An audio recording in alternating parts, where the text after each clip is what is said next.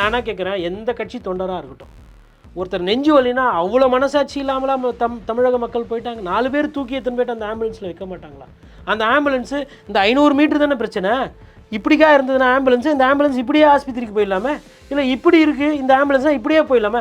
அந்த ஆம்புலன்ஸ் எதுக்கு இந்த அந்த 1/2 கிலோமீட்டர் மக்கள் உள்ளே வரணும்? இதுதானே தீர்வு. அதை வைத்து திராவிட கட்சிகள், 2 பெரிய திராவிட கட்சிகள் ஆம்புலன்ஸ் அரசியல் பண்ணுறது எனக்கு ஒரு பத்திரிகையாளராக சுத்தமாக பிடிக்கல. இப்படி ஒரு சர்ச்சை முந்தைய காலத்தில் எந்த தலைவருக்கும் வரலையே, அப்போ ஏன் புதுசாக வருது? அப்போ அது உண்மையா பொய்யா? எடப்பாடி பழனிசாமி அவர்கள் எழுப்புற கேள்வி அது ஒருவேளை உண்மையாக இருக்குன்னா அதை யோசிக்கணும்ல. இல்லை அது வந்து ஒரு அரசியல் குற்றச்சாட்டை வச்சுக்கோங்க. ஒரு ஆம்புலன்ஸு கான்வாய்க்கு முன்னாடி போட்டுட்டிங்கன்னா என்ன பிரச்சனை? 8 மாத கர்ப்பிணியை ஆம்புலன்ஸில் போட்டு நீங்கள் வேலைக்கு அனுப்புறீங்கன்னா நீங்கள் என்ன அரசாங்கம் ஆம்புலன்ஸ் நடத்துகிறீங்க? தேர்தல் வந்து சூடுபிடிச்சு மக்கள் வந்து இந்த 2 கட்சிகளை தான் இன்னும் வந்து தீர்க்கமாக பார்க்குறாங்க. 4 முனை போட்டி என்பது உண்மை. ஆனால் மக்கள்கிட்ட வந்து அதிகமாக அவங்களுக்கு தெரிஞ்ச ஒரு சின்னம், அவங்களுக்கு தெரிஞ்ச கட்சி அப்படின்னு பார்க்கும்போது அந்த போட்டி, கடுமையான போட்டி என்பது இன்னமும் வந்து அதிமுகவுக்கும் திமுகவுக்கும், திமுகவுக்கும் அதிமுகவுக்கும் தான் இருக்குது. அப்போது விஜய் அவர்கள் வராரு, மாற்றம் சொல்கிறாரு, அப்போ அவருக்கு இடம் இல்லையா? இந்த தேர்தல் வந்து ஒரு வித்தியாசமான தேர்தல். 1-2க்குள்ளே வந்து பார்த்திங்கன்னா டைட்டான சண்டை இருக்கும். அதாவது விக்ட்ரி மார்ஜின் வந்து 3000 ஓட்டு 5000 ஓட்டுக்குள்ளே திருப்பி கடந்த சட்டமன்ற தேர்தலில் நம்ம கிட்டத்தட்ட வந்து ஒரு 39 தொகுதியில் பார்த்திங்கன்னா ஒரு க்ளோஸ் கால் போச்சு. 30 சட்டமன்ற தொகுதியில் வந்து ஒரு 5000 வாக்குகள் தான் முன்ன பின்ன இருந்தது. இந்த தேர்தல்லையும் அதே மாதிரி, இல்லை அதை விட இன்னும் கூடுதலாக ஒரு 2000 ஓட்டில் நிறைய பேர் தோக்குறது, 500 ஓட்டில் தோக்குறது, இந்த மாதிரி விஷயங்கள் வந்து இந்த தேர்தல் நடக்க போகுதுன்ற மாதிரி எனக்கு வந்து அங்கேருந்து நம்ம பத்திரிகையாளர்கிட்ட பேசுகிறது, மக்கள்கிட்ட பேசும்போது அப்படி வருது.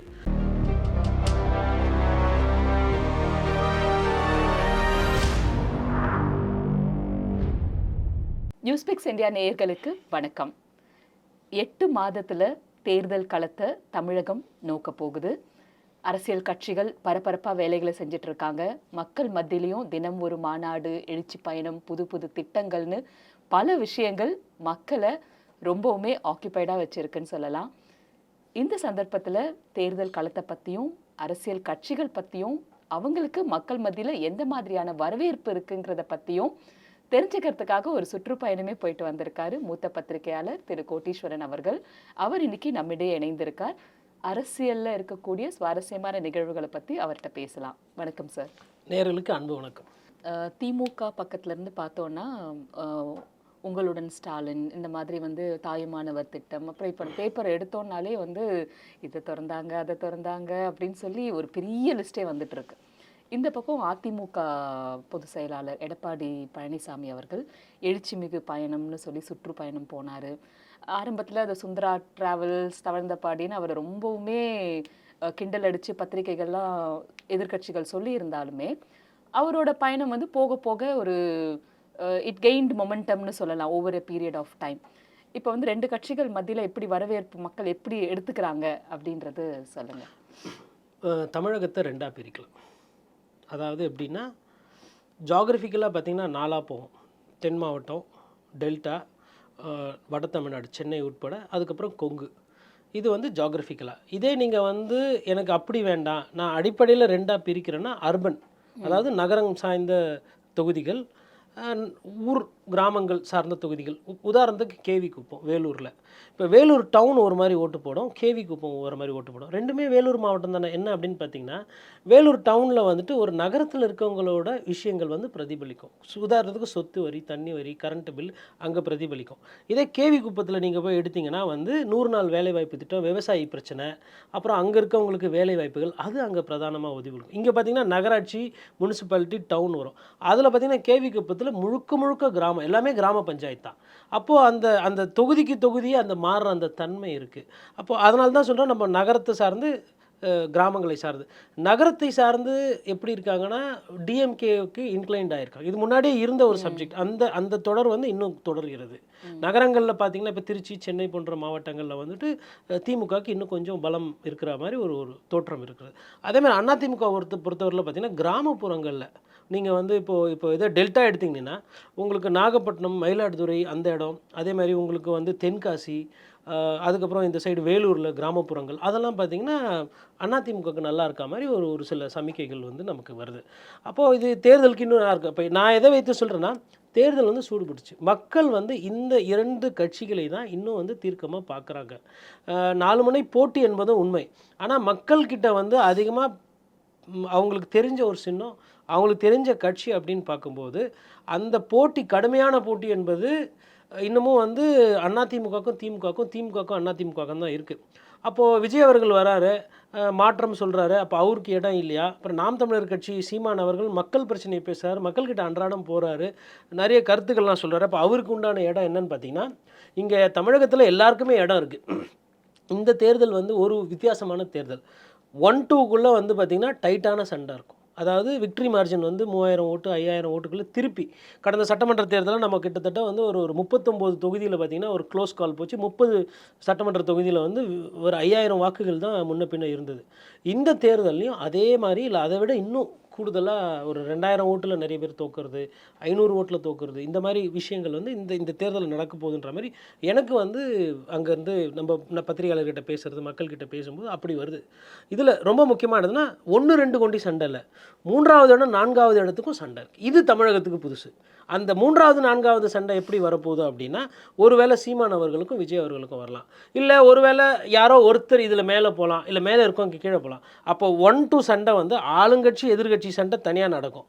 3வது பெரிய கட்சி 4வது பெரிய கட்சி எதுன்றது தனியாக சண்டை நடக்க போகுது. இப்போ இதில் வந்து என்ன உங்களுக்கு முக்கியமான வந்து ஒரு கோடிட்டு காட்டணும்னா, இந்த 1, 2, 3, 4க்கு உண்டான கட்சி இந்த சண்டையில் இந்த சிறிய கட்சிகள் நிறைய வந்து அடையாளம் இல்லாமல் போகிறாங்க. இப்போ மக்கள் பிரச்சனையே பேசாமல் இருக்கிறாங்கன்னு வச்சுக்கோங்களேன். ஒரு வேளை உதாரணத்துக்கு தமிழ் மாநில காங்கிரஸ் ஐயா ஜி.கே. வாசன் அவர்கள் சமீபமாக வந்து ஒரு பெரிய போராட்டமோ இல்லை மக்களை போய் சந்திக்கிறதோ கொள்றதோ நான் எதுவுமே பார்க்கல. இப்போ விஜயை வந்து நம்ம விமர்சனம் பண்ணுறோம், பங்களாலே இருந்து அரசியல் பண்ணுறாரு, போகிறதில்ல பண்ணுறோம். அப்போ அதே மாதிரி ஒரு நிலைப்பாடு போகுது. அப்படின்னா மக்கள் வந்து நீங்கள் இந்த தேர்தல் நேரத்தில் வந்து கொள்கை பேசுகிறது, பிரச்சாரம் பண்ணுறது அப்படின்றது இல்லை. தமிழகத்தில் எல்லா தொகுதியிலையும் ஒரு வகையான பிரச்சனைகள் இருக்குது. இப்போ நம்ம வந்து போன ஆட்சியிலையும் நம்ம வந்து ஆட்சி சரியில்லை, கவர்மெண்ட் சரியில்லை சொன்னோம். என்ன கேட்டிங்கன்னா, இப்போ இன்றைக்கி தேதியில் கேட்டிங்கன்னா நான் கவர்மெண்ட் சரியில்லைன்னு சொல்லுவேன். ஏன்னா என்னங்க அன்றைக்கும் ஒரே மாதிரி பேசுனீங்க, இன்றைக்கி அப்படி கிடையாது. ஆட்சி தான் மாறுது, கட்சிகள் மாறுது. மக்களோட பிரச்சனைகள் என்பது அன்றைக்கி இருந்துச்சு, இன்றைக்கி இருக்கான்னு கேட்டால் இன்றைக்கும் இருக்குது. ஒரு பத்திரிகையாளராக நம்ம போய் கேட்கும்போது யாருமே வந்து ரொம்ப சந்தோஷமாக ஆமாங்க கரண்ட் பில் முன்னாடி 1500 தான் வந்தது, இப்போ ரொம்ப சந்தோஷமாக 3800 கட்டுறோம், ஏன்னா இது வந்து வளர்ச்சி. அப்புறம் சொத்து வரி வந்துட்டு 1200 இருந்தது, இன்றைக்கி வந்து அது 3000 ஆயிடுச்சு, 150 விழுக்காடு ஏறிச்சு, அதனால் நான் வந்து எனக்கு வாடகைக்கு இருந்தவருக்கு வாடகை ஏற்றி கொடுத்துட்டேன். அவரும் அடடா ரொம்ப சந்தோஷம், பரவாயில்ல ஓனர் வாடகை தானே ஏற்றுனீங்க, அதனால் எனக்கு என்ன, அப்படியெல்லாம் யாரும் சந்தோஷமாக இல்லை. ஒரு சைடு வந்து மக்களுக்கு பெரிய பிரச்சனை இன்றைக்கி என்னை பொறுத்தவரைலாம் என்னென்னா, வாழ்வாதார பிரச்சனையை தாண்டி அவங்களுக்கு வந்து இன்றைக்கி வந்து விலைவாசி வந்து ரொம்ப அவங்கள வந்து தாக்குது. விலைவாசி வந்து எல்லா விஷயத்துலையும் ஏறி இருக்குது. அதற்கு காரணம் மத்திய அரசு, அதற்கு காரணம் மாநில அரசுன்றலாம் அவங்களுக்கு விலைக்கு பார்க்க தெரியாது. எதனால் இப்போ ஒரு ஒரு ஒரு ஒரு ஒரு அரிசி விலை ஏறுதுன்னா அது மத்திய அரசினுடைய அந்த பெட்ரோல் டீசல் விலை உயர்த்தினால ஏறுதா, இல்லை போக்குவரத்துக்கு மாநில அரசு போட்டக்கூடிய சார்ஜு, அதுக்கப்புறம் மாநில அரசு ஒரு சில விஷயங்கள் குடவுனுக்கு வாடகை, ரைஸ் மில்லுக்கு எலக்ட்ரிக் கரண்ட்டுக்கு வாடகை, அதனால் ஏறுதான்லாம் அவங்களுக்கு பிரித்து பார்க்க வேண்டியதில்லை. அவங்கள பொறுத்தவரையிலும் 5 வருஷத்துக்கு முன்னாடி பொன்னி அரிசி ஒரு விலை விற்றுதுன்னா இப்போ இவ்வளோ விலை விற்கிது, இதை எப்படி நான் வாங்கி சாப்பிட்றது, இதை எப்படி இது பண்ணுறது, இந்த மாதிரி சாமானியனுங்களுக்கு உண்டான பிரச்சனைகள் நிறைய இடத்துல இருக்குது. அதை வந்து இன்னும் அரசாங்கங்கள் வந்து சரியாக கவனம் இது பண்ணல. இப்போ கம்மிங் பேக் டு தட் அந்த 1, 2, 3, 4ல் பார்த்திங்கன்னா சீமான் அவர்கள் வந்து இப்போ கொஞ்சம் உஷாராயிட்டார். அவரோட அந்த தீவிர தாக்குதல் மற்ற கட்சிகள் அது மேலே இருக்கிறது பார்த்திங்கன்னா, அது இன்னும் வந்து அவரே வெளிப்படையாக சொல்கிறார், எனக்கு தூக்கம் போயிடுச்சு, எனக்கு போன தூக்கம் உங்களுக்கும் இல்லாமல் நான் பண்ணுவேன் அப்படின்றத சொல்கிறார். அப்போது சீமான் அவர்களோட அரசியல் நம்ம எப்படி புரிஞ்சுக்கணுன்னா, இளைஞர்களை வந்து இப்போ கட்சித்தீவுனா இதில் ஒரு பிரச்சனை இருக்குது, மத்திய அரசுனா அவங்க இந்த மாதிரி பண்ணுவாங்க, நமக்கு இந்த பிரச்சனையை கொடுப்பாங்க, பட்டியலினம்னா என்ன, ஏன் பட்டியலேருந்து ஒரு சிலர் விடுபடணும், ஏன் பட்டியலில் ஒரு சில பேர் சேரணும், இந்த மாதிரி இளைஞர்களுக்கு அரசியலை அதாவது அந்த அரசியலில் ஒரு ஜெயிக்கிறார் தோக்குறார் தாண்டி இளைஞர்களுக்கு அரசியலை சொல்லிக் கொடுக்கக்கூடிய ஒரு அரசியலை பண்ணுறாங்க. எனக்கு அந்த அரசியலில் பிரச்சனை இல்லை. இன்னொரு சைடு என்னன்னு பார்த்தீங்கன்னா, விஜய் அவர்கள் வந்து ஒரு 3/4 கிலோமீட்டர் ரேம்பில் வந்து ஓடி போயிட்டு சால்வையை போட்டுட்டு, அதுக்கப்புறம் பவுன்சருங்களை வச்சு தள்ளுறது, கிரீஸ் போடுறது. இந்த அரசியல் வந்து கொஞ்சம் தமிழகத்துக்கு புதுசு. ஏன்னா இது அறிஞர் அண்ணாவால மாணவர்களுக்கு அரசியலை சொல்லிக் கொடுத்து பதப்படுத்தப்பட்ட மண். அப்போ இந்த மண்ணில் வந்து இன்னமும் சினிமா மோகத்திலேயே வந்து ஒரு அரசியலை நான் அப்படியே பண்ணணும்னு நினைக்கிறது வந்து அது ஏன்னா அடுத்த இந்த இளைஞர்கள் தான் குடும்பஸ்தர்களாக மாறுவாங்க. அவர்கள் தான் வாக்காளர் பெருமக்களாக மாறுவாங்க. அவங்க தான் அடுத்த இந்தியாவோட தமிழ்நாட்டோட அடுத்த தலைமுறை. அப்போ அவங்களுக்கு வந்து நல்ல அரசியல் எது, ஊழல்னா என்ன, எந்த அரசியல்வாதி எப்படி திருடுவாங்க, அவங்களுக்கு வந்து கொள்கைனா என்ன. இப்போது மும்மொழி கொள்கையை பற்றி ஐயா விஜய் வந்து பேசுகிறார். அறிஞர் அண்ணா பேசினது தான் இது. இந்தியை திணிக்கிறாங்க அப்படின்னும்போது அண்ணா கிட்ட ஒரு விஷன் இருந்தது. வெறுமே நீங்கள் வந்து தமிழ் படிங்க, ஹிந்தி எதிருங்கன்னு சொல்லாமல் ஒரு தீர்வை கொடுக்குறாரு ஐயா. என்னன்னா ஆங்கிலத்தை சேர்த்துக்க. தமிழ் வந்து தாய்மொழி, ஆங்கிலத்தை கூட வச்சுக்கோ. Think local, global. அதாவது தமிழர்களாக இரு, ஆனால் தமிழை வந்து உலக நாடுகளுக்கு ஆங்கிலம் மூலமாக கொண்டு போகணும்னு சொல்லும்போது ஒரு தீர்வு கொடுத்தாரு. நீங்கள் தீர்வை எதுவுமே கொடுக்காம வெறும் பாஜக எதிர்ப்பு, திமுக எதிர்ப்பு அப்படின்னும் போது என்ன ஆகிடும்னா ஒரு வன்மம் தான் பில்டப் ஆகும், இந்த கட்சிகள் மீது வன்மம். அப்போது இந்த இந்த இந்த வன்மத்தை தாண்டி என்ன திட்டங்கள் வச்சுருக்கீங்க, நான் வந்தால் என்ன பண்ண போகிறேன், மக்கள் பிரச்சனையை பேசுகிறதோ இல்லை ஒரு மக்களை ஒரு இடத்துல போய் சந்திக்கிறதோ, அந்த மாதிரி அரசியல் எதுவுமே பண்ணாமல் பண்ணும்போது என்ன ஆகிடும்னா, இந்த அரசியல் ஈஸியாக இருக்கே. என்னை பொறுத்தவரையில் நான் என்ன நினைப்பேன்னா, நீங்கள் ஸ்டார்டிங்லேயே கேட்டிங்க பயணம் போகிறார், எழுச்சி பயணம். உங்களோட கேள்வி ஒரு நீண்ட கேள்வி, அதனால் ஒரு எழுச்சி பயணத்தை பற்றி சொன்னீங்க. அதை வந்து நம்ம ஒரு பத்திரிகையாளராக 100% வரவேற்கணும். எனக்கு தெரிஞ்சு எல்லா தலைவரும் இப்போ யார் யாரெல்லாம் முதலமைச்சரான ஆசைப்பட்றாங்களோ, நீங்கள் பஸ்ஸில் போங்க, ஹெலிகாப்டரில் போங்க, இல்லை ட்ரெயினில் போங்க, இல்லை நடந்து போங்க, போயிட்டு மக்கள்கிட்ட லட்சக்கணக்கில் கோடிக்கணக்கில் படத்தை செலவு பண்ணணும். இவங்கக்கிட்ட காசு இருக்குது ரைட்டுங்களா, மக்கள்கிட்ட பணம் இல்லை. மக்கள் வந்து அந்த இன்னொன்று சொல்கிறாங்க, எடப்பாடி பழனிசாமிக்கு நிறைய கூட்டம் வருதுன்றதை ஒத்துக்கிட்டு கூட ஒரு விஷயத்தை குறையாக சொல்கிறாங்க, காசு கொடுக்குறாங்க வரையா, நீங்கள் கொடுங்க காசு. காசு கொடுக்குறது தப்பா தமிழகத்தை? காசு வரி போட்டு பிடுங்கிறது தான் தப்பு என்ன கேட்டால். வரி தீவிரவாதம் தான் இருக்கக்கூடாது நாட்டில். மக்களுக்கு வந்து அப்புறம் அடுத்த கேள்வி, அந்த பணம் எங்கேருந்து வந்துச்சு? அது மக்களோட பிரச்சனை, அவங்களோட பிரச்சனை. நம்ம வந்து இங்கே எந்த தலைவரும் வந்து இவர் நல்லவர் வல்லவர் அது சொல்லலை. நான் என்ன சொல்கிறேன்னா, தயவு செய்து மக்களை போய் பாருங்கள், பிரச்சாரம் பண்ணுங்கள், மக்கள்கிட்ட ஓட்டு சேகரிங்க, அவங்களுக்கு சாப்பாடு வாங்கி கொடுங்க, துணிமணி வாங்கி கொடுங்க, ஒன்றும் தப்பு கிடையாது. ஒரு காலத்தில் வந்து காசு வாங்கிட்டு ஓட்டு போடக்கூடாது, அது தப்பு, மக்கள் வந்து தவறு செய்கிறாங்க அப்படின்னு பேசின பத்திரிகைக்காரன் தான் நான். ஆனால் இன்றைக்கி என்னோடய நிலையை நான் மாற்றிக்கிறேன். ஏன் மாற்றிக்கிறேன் அப்படின்னா, மக்கள்கிட்ட பேசும்போது அவங்க என்ன சொல்கிறாங்கன்னா, எங்கள் காசை தானே எனக்கு கொடுக்குறாங்க, இவங்களாம் என்ன கஷ்டப்பட்டு உழைச்ச காசா, இது ஊழல் பண்ண காசு தானே, அந்த காசு தானே திருப்பி வருது மக்கள் சொல்கிறாங்க. இன்னொன்று, நீங்கள் இங்கே ஒரு ஸ்டாண்ட் இப்படி வைக்கும் பொழுது மறைமுகமாக ஊழல் இருக்குது பரவாயில்ல, அது இப்படி கொடுக்கட்டும் அப்படின்ற ஒரு அக்செப்டன்ஸ். இல்லை அது கரெக்டான இடத்துல என்ன பிடிச்சிங்க. நான் என்ன சொல்கிறேன்னா, இதை ஒழிக்க வேண்டிய கட்டாயத்தில் யார் இருக்கான்னா தேர்தல் ஆணையம். அந்த தேர்தல் ஆணையம் என்ன பண்ணுதுன்னா இதை ஊக்குவிக்குது. சரி, இப்போ திரு ஞானேஷ் அவர்கள் பேசினதுக்கு அப்புறம் தேர்தல் ஆணையம் மேல நமக்கு சுத்தம் நான் என்ன சொல்றேன்னா, இனிமேல் தேர்தல் ஆணையம் நம்பிக்கையும் இல்லாத ஒரு சூழல் போயிட்டு இருக்கு. நீங்க நம்பிக்கையை பத்தி பேசுறீங்க, நான் தேர்தல் ஆணையம் அது ஒரு தேர்தல் ஆணையத்துக்குமே லாக்கி இல்லைன்ற அளவுக்கு நான் போவேன். நான் பகிரங்கமாக குற்றச்சாட்டு வைக்கிறேன். அப்போது நான் என்ன சொல்கிறேன்னா, நான் இந்த சைடு மக்கள் இடத்துல இருந்து பார்க்குறேன். அது லஞ்ச பணமோ ஊழல் பணமோ ஏதோ ஒன்று பண்ணோம், கருப்பு பணத்தை ஒழிக்கிறேன்னு சொல்லிட்டு ஒழிக்காமல் இனி வரலும் உங்கள் கட்சியில் சேர்ந்தால் அவங்க மீது நடவடிக்கை எடுக்காத ஒரு அரசாங்கம் இருக்குது, மத்திய அரசாங்கம். அப்படி இருக்கும்போது நான் என்ன சொல்கிறேன்னா, இப்போ விஜய் அவர்கள் எடுங்க, அவரும் போய் ஊர் ஊராக போய் பிரச்சாரம் பண்ணி இந்த மாதிரிலாம் செலவு பண்ணி கட் அவுட் வச்சு ஜனங்களுக்கு வந்து அங்கே சாப்பாடு போட்டு தண்ணி பாக்கெட்லாம் கொடுத்து செலவு பண்ணால் 200 300 டிக்கெட்டை 1000 2000 பிளாக்கில் விற்றீங்க. முதல் காட்சியில் வாங்கினீங்க, அந்த காசு தானே திருப்பி வருது. இப்போ ஐயா நயினார் நாகேந்திரன் அவர் போயிட்டு ஒரு பிரச்சாரம் பண்ணார், மக்களை சந்திக்கிறாரு, செலவு பண்ணுறாரு கோடிக்கணக்கில்னா. அதையும் பார்த்து நான் வந்து ஒரு பத்திரிகையாளராக என்ன பண்ணுவேன்னா, தடுக்க முடியல. அட்லீஸ்ட் அந்த கள்ளப்பணம், அந்த தவறான பணம் திருப்பி மக்கள்கிட்ட வருது, அந்த விஷயத்தில் ஓரளவுக்கு ஆறுதல். நான் அதை நியாயப்படுத்தவில்லை. இப்போ அங்கே வந்து இப்போ அண்ணன் சீமான் அவர்கள் கேட்குற கேள்விக்கு எங்கிட்ட பதில் இருக்காது. இதெல்லாம் வெக்கமா இல்லையா, அசிங்கமா இல்லையான்னு கேட்பார். ஒரு பத்திரிகையாளராக நீங்கள் சொல்கிறீங்க, நீங்களே இதை அக்செப்ட் பண்ணுறீங்களான்ட்டு. சரி, நம்ம வந்து ஒரு விஷயம் இருக்குன்னா அது இருக்குது, அதில் பிரச்சனை இருக்குன்னா என்னன்னு அதை தான் நம்ம அலாசுறோம். இப்போது சமூக நீதி அரசியல் பேசுகிறாங்க யார், திமுக. கொஞ்சம் கூட மனசாட்சி இல்லாமல் காவல்துறையை வச்சு துப்புரவுத்துறையெல்லாம் அடித்து நைட்டோட நைட்டாக கைது செஞ்சாங்க. இது சமூக நீதியா? அப்போ பேசுறது ஒன்று, செய்கிறது ஒன்றா இருக்குது. சரி, இங்கே இன்னொரு கேள்வியும் வருது. கவின் வந்து ஆணவ கொலை பண்ணப்ப அறிக்கைன்றது முதலமைச்சர் கொடுக்கவே இல்லை. இப்போ வரைக்கும் வந்து அதை பற்றி பேசலை. இப்போ கவினோட அப்பா நேத்திக்கு வந்து அவரை போய் சந்திச்சப்போ கூட ரொம்ப அக்கறையோடு கேட்டுக்கிட்டாரு அப்படின்னு தான் சொன்னாங்களே தவிர எந்த அஷூரன்ஸும் கொடுத்தா மாதிரி வந்து திருமாவளவன் அவர்கள் வெளியில் சொல்லலை. ஆணவ கொலைக்கு எதிராக ஒரு சட்டம் வேணும் அப்படின்றது திமுகவோட கூட்டணி கட்சிகள் வலியுறுத்தும் போது கூட ஒரு மௌனம் தான் வந்து அந்த பக்கத்துல இருந்து வேண்டாம் அப்படிங்கிற மாதிரியும் வந்து விடைகள் வருது. இப்போ சமூக நீதிக்கும் இதுக்கும் சம்மந்தம் இல்லாம தான் வந்து செயல்பாடுகள் இருக்கு அப்படிங்கிறது 100 விழுக்காடு கரெக்டான பார்வை புரிதலுங்க இது. இதில் வந்து நீங்கள் என்ன பார்க்கணுன்னா, திமுக வந்து எதிர்க்கட்சியாக இருக்கும்போது அட்டகாசமாக இருப்பாங்க. இதே திமுக கண்டு எதிர்க்கட்சியாக இருந்ததுன்னா, இப்போது ஃபெனிக்ஸ் ஜெரால்டு கேஸில் என்ன ஆச்சு? அம்மையார் இவங்க கனிமொழி அவர்கள் போய் பார்த்தாங்க. ஐயா திரு உதயநிதி ஸ்டாலின் போய் பார்த்தாரு.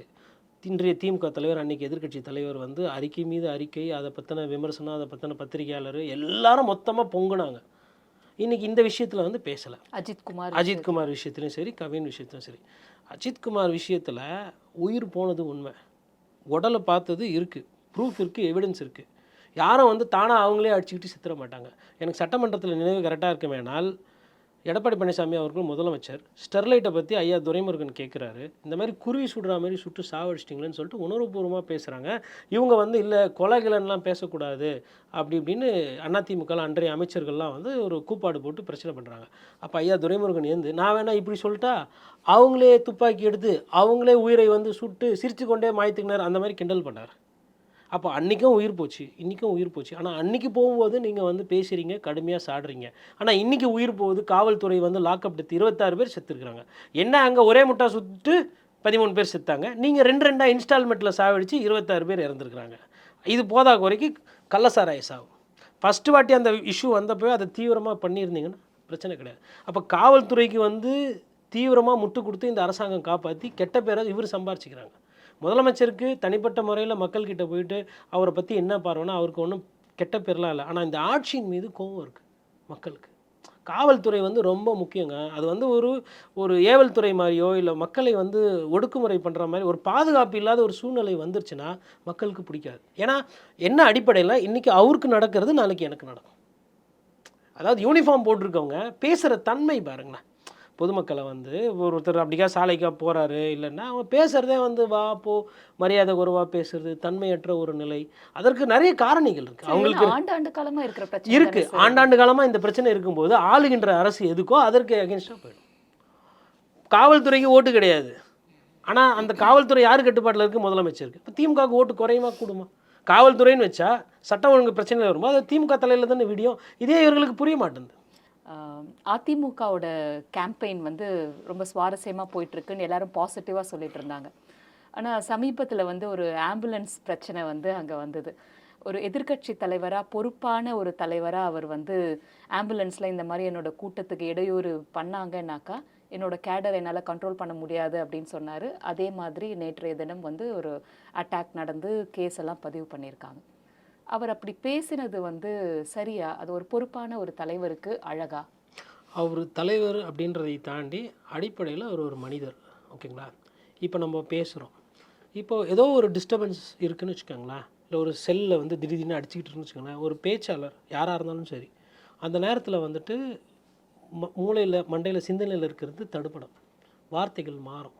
ஓகேங்களா? இது ஒரு வாட்டி 2 வாட்டினா பரவாயில்ல. அவர் என்ன சொல்கிறாருன்னா, நானும் தொடர்ந்து பார்த்துன்னுக்கிறேன், 20 வாட்டி ஆச்சு, போகிற இடம்லாம் வருது, திருப்பி திருப்பி தொடர்கதையாகுதுன்னு சொல்லிட்டு முன்னாடி ஒரு இடத்துல சொல்கிறாரு அணைக்கட்டில். அதுக்கப்புறம் என்னாவது திருச்சிலையும் அதே மாதிரி கிட்டத்தட்ட இப்போ ரிப்பீட் ஆகிருக்கு. இதுக்கு நடுவில் அவர் முன்னாடி என்ன சொல்கிறாருன்னா, இது என்னப்பா அந்த ஆம்புலன்ஸை பாருப்பா, ஆனால் ஒன்றா ஒய்ன்னு அந்த மாதிரி ஒரு டிஸ்டர்பன்ஸ் இருக்குதுனால சொல்கிறாரு. பொதுவாக தொண்டர்களோட மனநிலை நீங்கள் புரிஞ்சுக்கணும். தலைவர்கள் வந்து தொண்டர்கள் வந்து கட்டுப்படுத்தணும். ஆனால் இவரே என்ன பண்ணுறாருன்னா அந்த இடத்துல வந்துட்டு சந்தேகத்தை வெளிப்படுத்துகிறார். அவர் வந்துட்டு அந்த ஆம்புலன்ஸை தாக்குங்க, அந்த டிரைவரை வலிங்க, என்ன ஏதுன்னு சொல்லலை.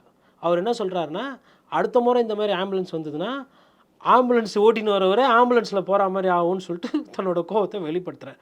அது வந்து ஒரு ஒரு ஒரு ஒரு அப்படி சொல்லியிருக்கலாமா, கொல்லக்கூடாதுன்னு பார்த்தா அது தேவையற்ற ஒரு கருத்தாக பார்க்கலாம். நான் ஒரு பத்திரிகையாளராக கேட்டிங்கன்னா நான் அதை சொல்லுவேன். ஓகேங்களா? இப்போது நான் அந்த நீங்கள் கேட்ட கேள்வி ஃபஸ்ட்டு கேள்விக்கு அது தவிர்த்துக்கலான்றது சொல்லிட்டேன். இப்போ 2வது கேள்வி, அதே பத்திரிகையாளராக அவருக்கு வர சந்தேகம் நியாயமா இல்லையான்றது நமக்கு எப்படி தெரியும்? திட்டமிட்ட சதியாக கூட இருக்கலாம் இல்லையா? அவர் கேட்குற 2வது கேள்வி. ஏன்னா திமுக தலைவர் ஸ்டாலின் அவர்கள் பேசும்போது இந்த மாதிரி ஆம்புலன்ஸ் போகிறது கிடையாது. சீமான் அவர்கள் பேசும்போது ஆம்புலன்ஸ் போகுது. எதிர்க்கட்சி தலைவர் எடப்பாடி பழனிசாமி போகும்போது ஆம்புலன்ஸ் போகுது. அப்போது அது உண்மையிலே போதா இல்லை பேசுகிறத கூட்டத்துக்குள்ளே வண்டியை விட்டு கிட்டத்தட்ட 30,000 50,000 பேர் கூடுறாங்க அவங்களோட கருத்துப்படி. அப்போது 30,000 பேர் 50,000 பேர் கூடுற இடத்துல ஒரு ஆம்புலன்ஸ் வந்து அதெல்லாம் பிளவுபடுத்திட்டு உள்ளே போகிறதுக்கு எவ்வளோ நேரம் எக்ஸ்ட்ரா ஆகும்?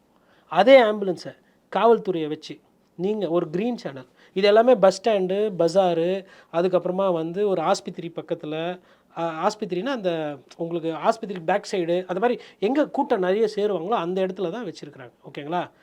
இதில் ஆஸ்பத்திரி சொன்னப்போ ஆஸ்பத்திரி பக்கத்தில் வேணான்னு சொல்லி நிறைய வெனியூவை வந்து எடுத்திருக்காங்க. நான் அதுக்கப்புறம் அதிமுகவில் கேட்டேன், ஆஸ்பத்திரி பக்கத்துலலாம் போடக்கூடாது, தள்ளி தான் போடணும் அப்படின்னு சொல்லிட்டு அவங்க ஒரு கான்ஷியஸ் டெசிஷன் எடுத்துருக்காங்க.